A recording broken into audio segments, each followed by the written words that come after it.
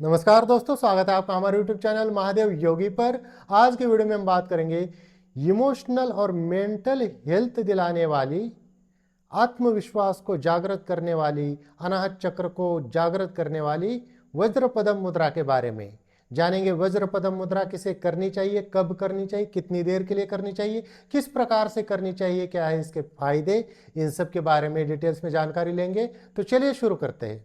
वज्रपदम मुद्रा, अगर इस मुद्रा के लाभ की हम बात करें तो यह मुद्रा आत्मविश्वास को बढ़ाने के लिए बहुत ही उपयोगी मुद्रा है।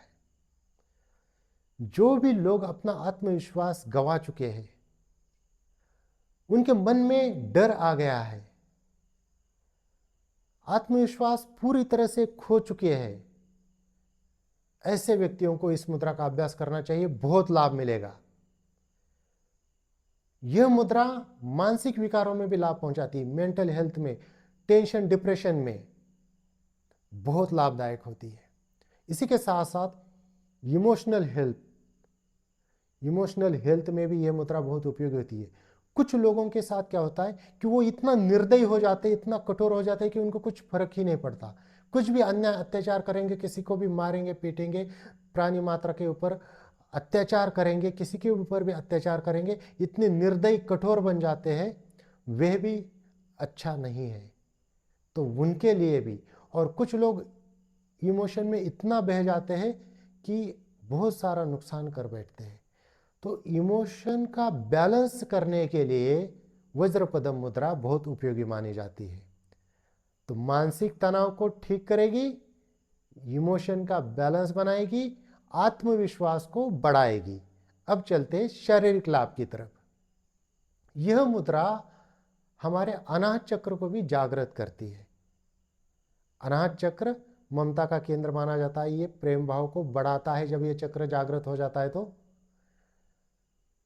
यह चक्र हमारे फेफड़ों से संबंधित विकारों में, रेस्पिरेटरी सिस्टम से संबंधित विकारों में फायदा पहुंचाने वाला है। तो जब यह चक्र जागृत होगा, जब आप इस मुद्रा का अभ्यास करेंगे तो हृदय से संबंधित समस्या, दमा अस्थमा की समस्या, लंग्स से संबंधित समस्या, फेफड़ों से संबंधित समस्या में काफी लाभ दिलाने वाली यह मुद्रा है। इस मुद्रा को बहुत सरल सिंपल तरीके से कर सकते हैं और 5 मिनट से लेकर 10-15 मिनट तक आप आराम से इस मुद्रा को कभी भी कर सकते हैं, सुबह या शाम को। खाली पेट करना अच्छा होता है, सुबह सुबह करेंगे अच्छा होता है, लाभदायक होता है। इस मुद्रा को करने के लिए एकांत स्थान पर, खुलीदार जगह पर, जमीन के ऊपर दरी कंबल योगा मैट बिछाकर उसके ऊपर पद्मासन, सुखासन, सिद्धासन, वज्रासन, स्वस्तिकासन, भद्रासन, जिस भी आसन में आप सुखपूर्वक बैठ सकते हैं उस आसन में आप बैठ जाइए। नीचे नहीं बैठ सकते, बेड के ऊपर, चेयर के ऊपर, सोफे के ऊपर बैठकर भी इस मुद्रा को कर सकते हैं। रीढ़ की हड्डी को सीधा रखिए, गर्दन आपकी सीधी रहेगी। और करना किस प्रकार से है, दोनों हाथों की उंगलियों को आपस में इस प्रकार से फंसा दीजिए। इस प्रकार से फंसाने के बाद आपके अंगूठे ऊपर की तरफ रहेंगे और इसको रखना है अपने अनाहत चक्र के सामने, चेस्ट के सामने, अनाहत चक्र के सामने इस प्रकार से रख दीजिए।